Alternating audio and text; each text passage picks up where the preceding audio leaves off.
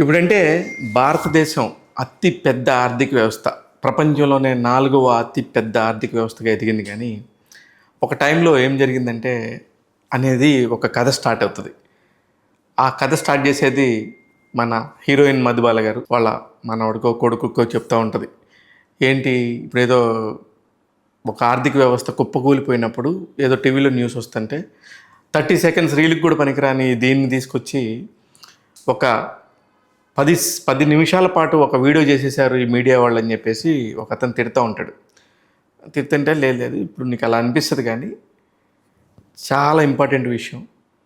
భారతదేశం కూడా ఒకప్పుడు ఇలాంటి క్రైసిస్ ఎదుర్కొంది. మీరు ఇప్పుడు 4వ అతిపెద్ద ఆర్థిక వ్యవస్థ అనుకుంటున్న భారతదేశం 1990, 1991, 1992లో మొత్తం పతనానికి వెళ్ళిపోయింది.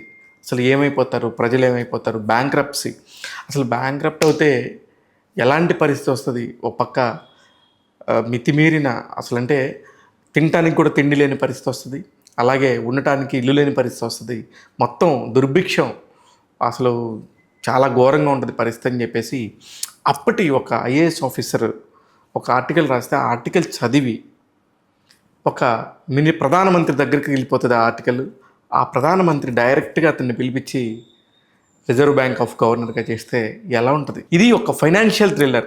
ఫైనాన్షియల్ థ్రిల్లర్స్ ఎప్పుడు భలే ఉంటాయి, ఎందుకంటే మనల్ని మనం చూసుకుంటాం. అందులో మన జేబులో ఉన్న ప్రతి రూపాయి మీద మన ఆర్బీఐ గవర్నర్ గారి సంతకం ఉంటుంది. ఆ ఆర్బీఐ గవర్నర్ క్యారెక్టర్లో మనోజ్ వాజ్పేయి అసలు నిజంగా పిచ్చెక్కించారు. ఎంత బాగున్నాడంటే నిజంగా అయితేనే ఆ వెంకటరామన్ గారా అనిపించింది.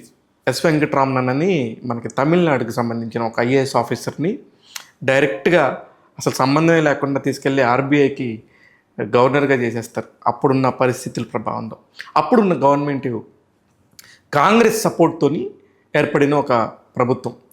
అప్పుడు చాలా చాలా పరిస్థితులు అంత దారుణంగా ఉండేవి. అదే టైంలోనే రాజీవ్ గాంధీ గారు మరణించారు. అప్పుడున్న ప్రధానమంత్రులు విపి సింగ్ గారు తర్వాత ఇమ్మీడియట్గా చంద్రశేఖర్ గారు, వీళ్ళిద్దరి హయాంలో జరిగిన అప్పుడు ఎలాంటి పరిస్థితి వస్తుందంటే మొత్తం అందరూ కూడా ఉన్న నిల్వలన్నీ అయిపోయినాయి. ఒకసారిగా భారతదేశ పరిస్థితి ఏంటి అనే ఒక టైంలో ఒక డ్రామా నడుస్తుంది. ఆ డ్రామానే ఈ 2 గంటల పాటు ఉండే ఒక సినిమా. 122 నిమిషాలు మాత్రమే ఉంటుంది. ఎందుకు చూడాలి ఈ సినిమా? ఎందుకు చూడిస్తే మనకి బాగుంటుందంటే ప్రతి ఒక్కరి జేబులో డబ్బులు ఉంటాయి, కానీ దాని మీద ఉండే సంతకం ఎవరిదో తెలియాలి మన వాళ్ళందరికీ. అందుకని ఖచ్చితంగా ఈ సినిమా చూడాలి. అలాంటి ఒక పరిస్థితిని భారతదేశం అంతా ఎదుర్కొంది. ఈ రోజున బంగారం నిల్వలు ఎంత ఉన్నాయంటే 8.80 మిలియన్ టన్నుల బంగారం మన భారతదేశంలో ఉంది. అలాంటి టన్నుల్ని అప్పుడు బంగారాన్ని కుదవబెట్టి సింగపూర్కి, ఇంగ్లాండ్కి కుదవబెట్టి మన దేశాన్ని రక్షించారు. అది మళ్ళీ ఎవరికి తెలియకూడదు. అలా తెలిసేటట్టుగా చాలా ఇన్వెస్టిగేటివ్ జర్నలిస్టులు ఉంటారు. అలాంటి ఇన్వెస్టిగేటివ్ జర్నలిస్ట్ పాత్రలో నటించారు అదా శర్మ, మన మనోజ్ వాజ్పేయి భార్యగా మధుబాల గారు. అసలు అంతా కూడా అరే నిజంగా భలే ఉండిందే అనుకుంటాం. అలాగే డిప్యూటీ గవర్నర్ పాత్ర కూడా చాలా ఇంపార్టెంట్. ఆ తర్వాత ఎవరైతే డిప్యూటీ గవర్నర్గా చేశారో ఈయన 1992 వరకు ఎస్ వెంకటరామన్ గారు మన రిజర్వ్ బ్యాంక్ గవర్నర్గా పనిచేస్తే, ఆ తర్వాత సి రంగరాజన్ గారు 5 సంవత్సరాల పాటు రిజర్వ్ బ్యాంక్ గవర్నర్గా పనిచేశారు. ఈయనకి అసిస్టెంట్గా ఉన్న అతనే. వాళ్ళిద్దరి మధ్యలో ఉండే ఒక చిన్న ఫైట్ ఉంటుంది. అంటే ఫైట్ మీన్స్ ఫిజికల్గా కాదు, ఒక ఇంటలెక్చువల్ బ్రెయిన్స్ ఎలా పనిచేస్తాయి అనే దానికి చాలా చాలా బ్యూటిఫుల్గా ఉంటాయి. కొన్ని ఐడియాస్ నిజంగా మనం చాలా తెలియగలలో ఐఏఎస్లు ఐపీఎస్లు చదువుకున్నా కూడా ఒకసారి తట్టకపోవచ్చు. మన దగ్గర నుండి పనిచేసే ఒక చిన్న అబ్బాయి ఎవరో అతని దగ్గర నుంచి కొన్ని నేర్చుకోవచ్చు. అలాంటి ఒక నేర్చుకున్న అంశం చాలా ఎమోషనల్గా ఉంటుంది. ఈ సినిమా తీయటానికి కూడా నాకు తెలిసి అదే ఒక బ్యాక్డ్రాప్ అయి ఉండొచ్చు అనేది నాకు అనిపిస్తుంది. చాలా చాలా బ్యూటిఫుల్ ఫిలిం. ఖచ్చితంగా మిస్ అవ్వద్దు. అమెజాన్ ప్రైమ్లో ఉండింది. డెఫినెట్గా ఎంజాయ్ చేయండి. మీ ఇంట్లో వాళ్ళకి చూపించండి. ఎలాంటి ఫైనాన్షియల్ థ్రిల్లర్స్ వచ్చినప్పుడు ఇది డాక్యుమెంటరీ. ఖచ్చితంగా ఎస్ వెంకటరామన్ గారి డాక్యుమెంటరీ ఇది.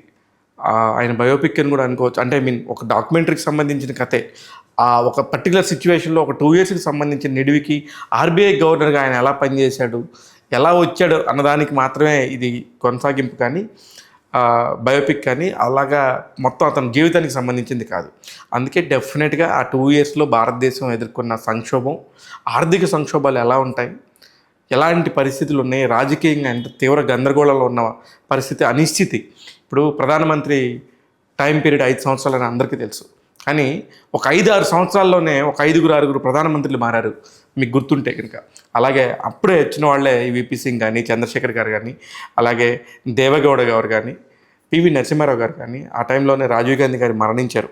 ఇవన్నీ జరిగిన టైంలో అప్పుడే మన్మోహన్ సింగ్ గారు కానీ, ఐకే గుజ్రాల్ గారు కానీ, ఇట్లాగా భారతదేశ ప్రధానమంత్రులు అందరూ 2 సంవత్సరాలకు ఒకటి, సంవత్సరానికి ఒకటి, 7 నెలలకు ఒకసారి మారిన సందర్భం చాలా క్రూషియల్ పీరియడ్ ఆ పర్టికులర్ పీరియడే. అందుకనే ఆ తర్వాత వాళ్ళందరూ సంస్కరించారు కాబట్టే భారతదేశం చాలా గొప్ప ఆర్థిక శక్తికి ఎదిగింది. ఇదంతా నోట్ చేసుకోండి. ఇప్పుడు ప్రధానమంత్రిగా గత 12 సంవత్సరాలుగా ఒకే ప్రధానమంత్రి ఉన్నాడు. మరి అప్పుడు ఇప్పుడేమో ఒకే పీరియడ్, ఇంత లాంగ్ పీరియడ్ నరేంద్ర మోడీ గారు ఉంటే అప్పుడెందుకు అంతమంది ప్రధానమంత్రులు మారారు? ఇవన్నీ కూడా కొంచెం అప్పుడప్పుడు మనం చూస్తామంటే ఓకే, ఇది కదా మన హిస్టరీ అని చెప్పి మనకు తెలుస్తుంది. మన ఫైనాన్షియల్ హిస్టరీ కూడా చాలా ఇంపార్టెంట్. అందులో భాగంగా వచ్చిన ఈ సినిమాని మాత్రం మిస్ అవ్వద్దు. గవర్నర్ సినిమాకి ట్యాగ్ తెలుగు ఇస్తున్న రేటింగ్ 3/5. నేను మీ శివ మల్లాల.